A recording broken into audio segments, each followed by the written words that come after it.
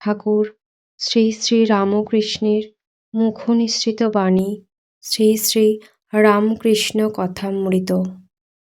ত্রেতায় শ্রীরাম, দাপরে শ্রীকৃষ্ণ, কলিতে ঠাকুর শ্রীরামকৃষ্ণ। নমস্কার বন্ধুরা, ভক্তি চ্যানেলে আপনাদের সকলকে স্বাগত।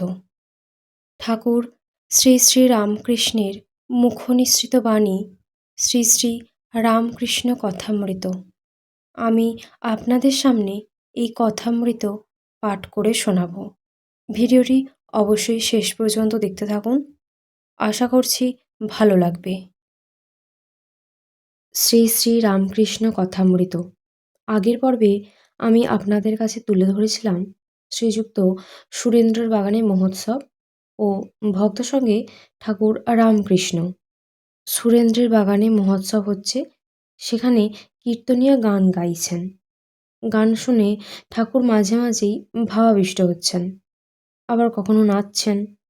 সেখানে নিরঞ্জন, রাখাল, মণিমল্লিক অনেকেই উপস্থিত আছেন এবং ঠাকুর তাহাদের সহিত কথাবার্তা কহিতেছেন।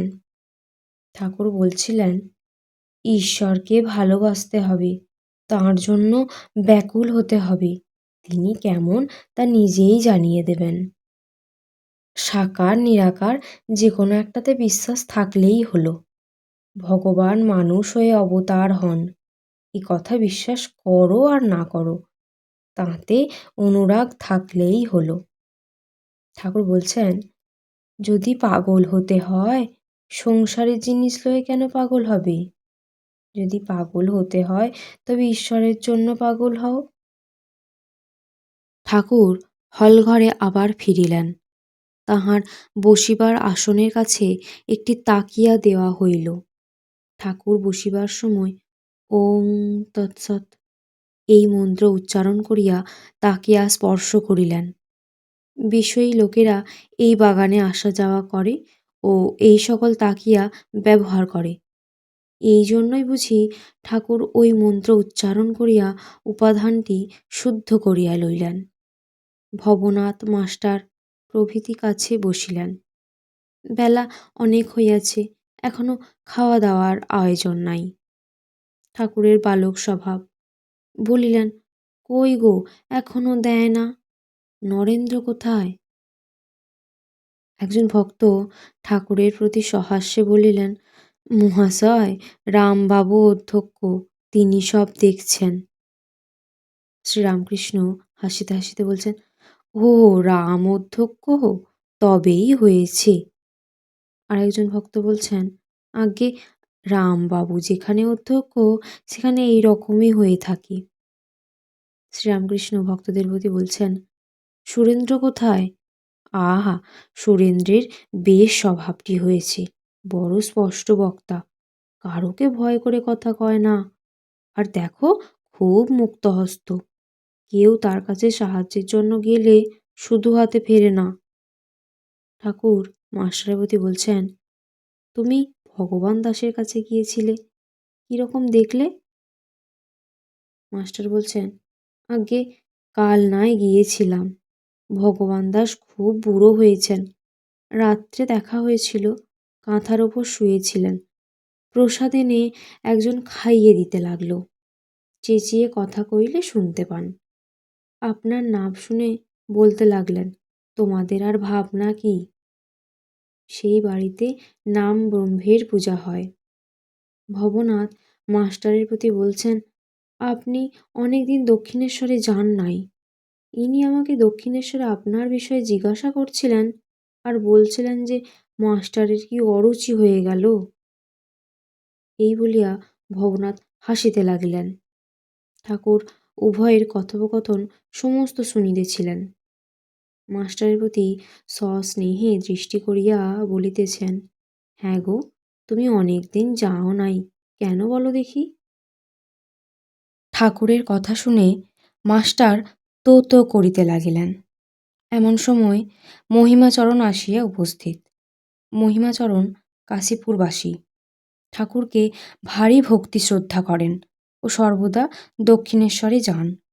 ব্রাহ্মণ সন্তান, কিছু পৈতৃক বিষয় আছে, স্বাধীনভাবে থাকেন, কাহারও চাকরি করেন না, সর্বদা শাস্ত্র আলোচনা ও ঈশ্বর চিন্তা করেন। কিছু পাণ্ডিত্যও আছে, ইংরাজি সংস্কৃত অনেক গ্রন্থ পড়িয়াছেন। ঠাকুর শ্রী রামকৃষ্ণ সহাস্যে মহিমাচরণের প্রতি বলছেন, এ কি, এখানে জাহাজ এসে উপস্থিত? এমন জায়গায় ডিঙি টিঙি আসতে পারে, এই যে একেবারে জাহাজ। তবে একটা কথা আছে, এটা আষাঢ় মাস। ঠাকুরের কথা শুনে সকলেই হাসছেন। মহিমাচরণের সঙ্গে অনেক কথাবার্তা হইতেছে। শ্রীরামকৃষ্ণ মহিমাচরণের প্রতি বলছেন, আচ্ছা, লোককে খাওয়ানো একরকম তাঁরই সেবা করা, কি বলো? সব জীবের ভিতরে তিনি অগ্নিরূপে হয়েছেন। খাওয়ানো কিনা তাকে আহুতি দেওয়া, কিন্তু তা বলে অসৎ লোককে খাওয়াতে নাই। এমন লোক যারা ব্যভিচারাদি মহাপাতক করেছে, ঘোর বিষয়াসক্ত লোক, এরা যেখানে বসে খায় সে জায়গায় ৭ হাত মাটি অপবিত্র হয়। ঠাকুর বলছেন, হৃদে শিয়রে একবার লোক খাইয়েছিল, তাদের মধ্যে অনেকেই খারাপ লোক। আমি বললুম হৃদেকে, দেখ হৃদে, ওদের যদি তুই খাওয়াস তবে এই তোর বাড়ি থেকে আমি চললুম। ঠাকুর মহিমাচরণের প্রতি বলছেন, আচ্ছা, আমি শুনেছি তুমি আগে লোকেদের খুব খাওয়াতে, এখন বুঝি খরচা বেড়ে গেছে? ঠাকুরের কথা শুনে সকলে হাসছেন। এইবার পাতা হইতেছে দক্ষিণের বারান্দায়। ঠাকুর মহিমাচরণকে বলিতেছেন, তুমি একবার যাও, দেখো ওরা সব কি করছে। আর তোমাকে আমি বলতে পারি না, না হয় একটু পরিবেশন করলে? মহিমাচরণ বলিতেছেন, নিয়ে আসুক না, তারপর দেখা যাবে। এই বলিয়া হু হু করিয়া একটু দালানের দিকে গেলেন, কিন্তু কিয়ৎক্ষণ পরে আবার ফিরিয়া আসিলেন। ঠাকুর ভক্ত সঙ্গে পরমানন্দে আহার করিতে বসিলেন। আহারান্তে ঘরে আসিয়া বিশ্রাম করিতেছেন। ভক্তেরাও দক্ষিণের পুষ্করিণীর বাঁধা ঘাটে আচমন করিয়া পান খাইতে খাইতে আবার ঠাকুরের কাছে আসিয়া জুটিলেন। সকলেই আসন গ্রহণ করিলেন। বেলা ২টার পর প্রতাপ আসিয়া উপস্থিত। তিনি একজন ব্রাহ্মভক্ত। আসিয়া ঠাকুরকে অভিবাদন করিলেন। ঠাকুরও মস্তক অবনত করিয়া নমস্কার করিলেন। প্রতাপের সহিত অনেক কথাবার্তা হইতেছে। প্রতাপ বলছেন, মহাশয়, আমি পাহাড়ে গিয়েছিলাম। শ্রীরামকৃষ্ণ বলছেন, কিন্তু তোমার শরীর তো তত ভালো নাই, তোমার কি অসুখ হয়েছে? প্রতাপ বলছেন, আগে তাঁর যে অসুখ ছিল, আমারও সেই অসুখ হয়েছে। কেশবের ওই অসুখ ছিল। কেশবের অন্যান্য কথা হইতে লাগিল। প্রতাপ বলিতে লাগিলেন, কেশবের বৈরাগ্য বাল্যকাল থেকেই দেখা গিয়েছিল। তাঁকে আহ্লাদ আমোদ করতে প্রায় দেখাই যেত না। হিন্দু কলেজে পড়তেন, সেই সময় সত্যেন্দ্রের সঙ্গে তার খুব বন্ধুত্ব হয়, আর সেই সূত্রেই শ্রীযুক্ত দেবেন্দ্রনাথ ঠাকুরের সঙ্গে আলাপ হয়। কেশবের দুইই ছিল, যোগও ছিল, ভক্তিও ছিল। সময়ে সময়ে তার ভক্তির এত উচ্ছ্বাস হতো যে মাঝে মাঝে মূর্ছা হতো। গৃহস্থদের ভিতর ধর্ম আনা তাঁর জীবনের উদ্দেশ্য ছিল। একটি মহারাষ্ট্র দেশীয় স্ত্রীলোক সম্বন্ধে কথা হইতেছে। প্রতাপ বলছেন, এদেশের মেয়েরাও কেউ কেউ বিলেতে গেছে। একটি মহারাষ্ট্র দেশের মেয়ে, খুব পণ্ডিত, বিলেতে গিয়েছিল। তিনি কিন্তু খ্রিস্টান হয়েছেন। মহাশয় কি তার নাম শুনেছেন? শ্রীরামকৃষ্ণ বলছেন, না, তবে তোমার মুখে যা শুনলুম তাতে বোধ হচ্ছে যে তার লোকমান্য হবার ইচ্ছা। এরূপ অহংকার ভালো নয়। আমি করছি, এটি অজ্ঞান থেকে হয়। হে ঈশ্বর, তুমি করছো, এইটি জ্ঞান। ঈশ্বর কর্তা আর সব অকর্তা। আমি করলে যে কত দুর্গতি হয়, বাছুরের অবস্থা ভাবলে তবে বুঝতে পারবে। বাছুর হাম্মা হাম্মা আমি করে। তার দুর্গতি দেখো। হয়তো সকাল থেকে সন্ধ্যা পর্যন্ত লাঙল টানতে হচ্ছে। রোদ নাই, বৃষ্টি নাই। আবার হয়তো কসাই কেটে ফেললে মাংসগুলো লোকে খাবে। ছালটা চামড়া হবে, সেই চামড়ার জুতোও হবে। লোকে তার উপর পা দিয়ে চলে যাবে, তাতেও দুর্গতির শেষ হয় না। চামড়ায় ঢাক তৈয়ার হবে, আর ঢাকের কাঠি দিয়ে অনবরত চামড়ার উপর আঘাত করে।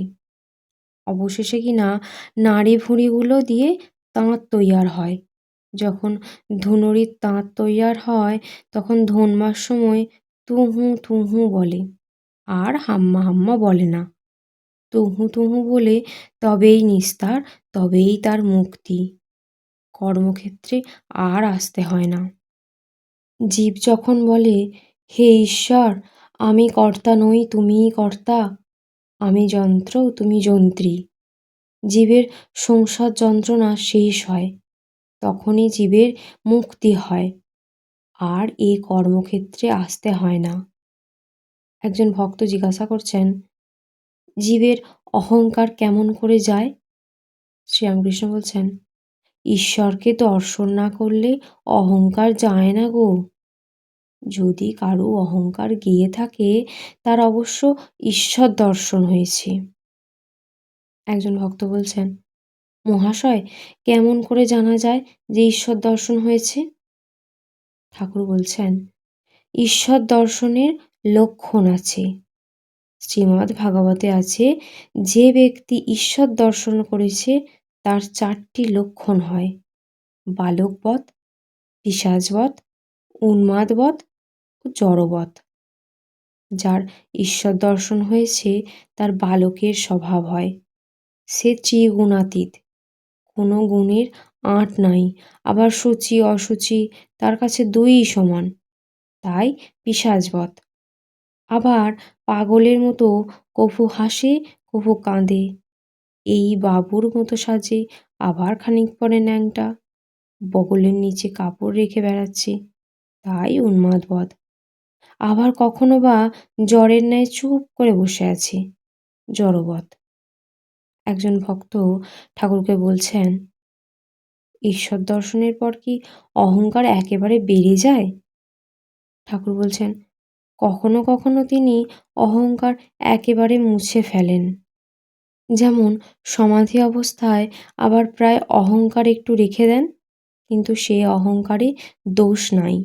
যেমন বালকের অহংকার, 5 বছরের বালক আমি করে, কিন্তু কারও অনিষ্ট করতে জানে না।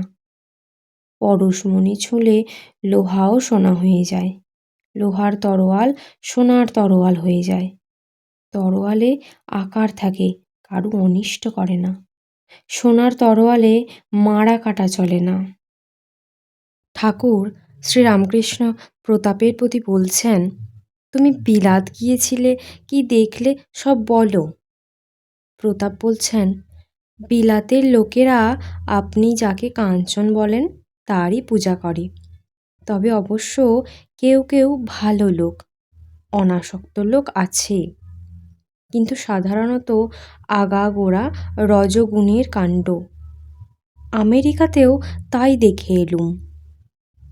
ঠাকুর প্রতাপকে বলছেন, বিষয় কর্মে আসক্তি শুধু যে বিলেতে আছে এমন নয়, সব জায়গায় আছে। তবে কি জানো, কর্মকাণ্ড হচ্ছে আদিকাণ্ড। সত্যগুণ যেমন ভক্তি, বিবেক, বৈরাগ্য, দয়া, এইসব না হলে ঈশ্বরকে পাওয়া যায় না। রজগুণে কাজের আড়ম্বর হয়, তাই রজগুণ থেকে তমগুণ এসে পড়ে। বেশি কাজে জড়ালেই ঈশ্বরকে ভুলিয়ে দেয়, আর কামিনী কাঞ্চনে আসক্তি বাড়ে। ঠাকুর বলছেন, তবে কর্ম একেবারে ত্যাগ করবার জো নাই। তোমার প্রকৃতিতে তোমায় কর্ম করাবে, তা তুমি ইচ্ছা করো আর নাই করো। তাই বলেছে অনাসক্ত হয়ে কর্ম করো। অনাসক্ত হয়ে কর্ম করো, কি না কর্মের ফল আকাঙ্ক্ষা করবে না। যেমন জপ তপ পূজা করছো, কিন্তু লোকমান্য হবার জন্য নয়, কিংবা পুণ্য করবার জন্যও নয়। এরূপ অনাসক্ত হয়ে কর্ম করার নাম কর্মযোগ। ভারী কঠিন। একে কলিযুগ, সহজেই আসক্তি এসে যায়। মনে করছি অনাসক্ত হয়ে কাজ করছি, কিন্তু কোন দিক দিয়ে যে আসক্তি এসে যায় জানতেই দেয় না। হয়তো পূজা মহোৎসব করলুম, কি অনেক গরিবকে কাঙালদের সেবা করলুম, মনে করলুম যে অনাসক্ত হয়ে করছি, কিন্তু কোন দিক দিয়ে লোকমান্য হবার ইচ্ছা হয়েছে জানতে দেয় না। তবে একেবারে অনাসক্ত হওয়া সম্ভব কেবল তাঁর, যাঁর ঈশ্বর দর্শন হয়েছে। একজন ভক্ত বলছেন, যাঁরা ঈশ্বরকে লাভ করেন নাই তাঁদের উপায় কি? তাঁরা কি বিষয়কর্ম সব ছেড়ে দেবেন? ঠাকুর বলছেন, কলিতে ভক্তিযোগ, নারদীয় ভক্তি, ঈশ্বরের নাম গুণগান করা ও ব্যাকুল হয়ে প্রার্থনা করা, হে ঈশ্বর আমায় জ্ঞান দাও, ভক্তি দাও, আমায় দেখা দাও। কর্মযোগ বড় কঠিন, তাই প্রার্থনা করতে হয়, হে ঈশ্বর আমার কর্ম কমিয়ে দাও, আর যেটুকু কর্ম রেখেছ সেটুকু যেন তোমার কৃপায় অনাসক্ত হয়ে করতে পারি, আর যেন বেশি কর্মে জড়াতে না ইচ্ছা হয়। ঠাকুর বলছেন, কর্ম ছাড়বার জো নাই গো। আমি চিন্তা করছি, আমি ধ্যান করছি, এও কর্ম। ভক্তি লাভ করলে বিষয়কর্ম আপনা আপনিই কমে যায়, আর ভালো লাগে না। ওলা মিছরির পানা পেলে চিটে গুড়ের পানা কে খেতে চায়? একজন ভক্ত বলছেন, বিলেতের লোকেরা কেবল কর্ম করো কর্ম করো করে, কর্ম তবে জীবনের উদ্দেশ্য নয়। ঠাকুর বলছেন, জীবনের উদ্দেশ্য ঈশ্বর লাভ, কর্ম তো আদিকাণ্ড, জীবনের উদ্দেশ্য হতে পারে না। তবে নিষ্কাম কর্ম একটা উপায়, উদ্দেশ্য নয়।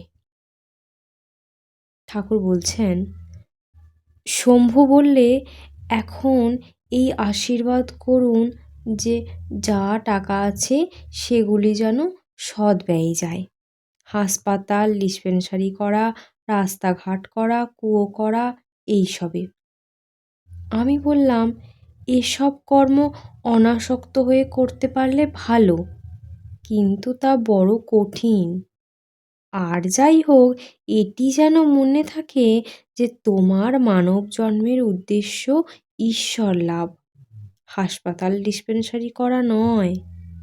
মনে করো ঈশ্বর তোমার সামনে এলেন, এসে বললেন তুমি বর লও, তাহলে তুমি কি বলবে?